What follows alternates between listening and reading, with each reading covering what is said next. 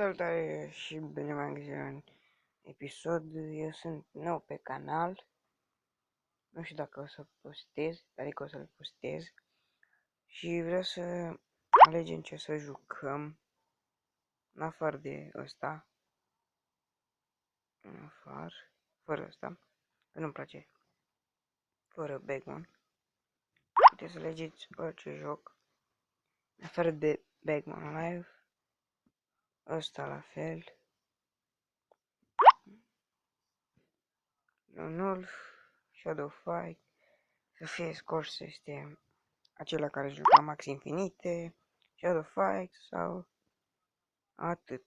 Nu știu, poate să mai descărcăm jocuri și o să aștept. Să vedem ce ziceți în comentarii, sper să se adune multe. Să vi le mai arăt o dată. Acesta.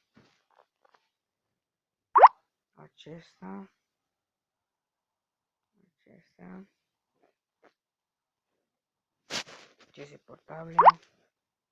Acesta. Night of Horror. Lone-Wolf. Aulă, am dat de instalat, nu? Shadow Fight sau să fie Scores. O să aștept să vedem ce ziceți în comentarii până mâine și mâine o să postez după ce vin de la școală. Pa, pa!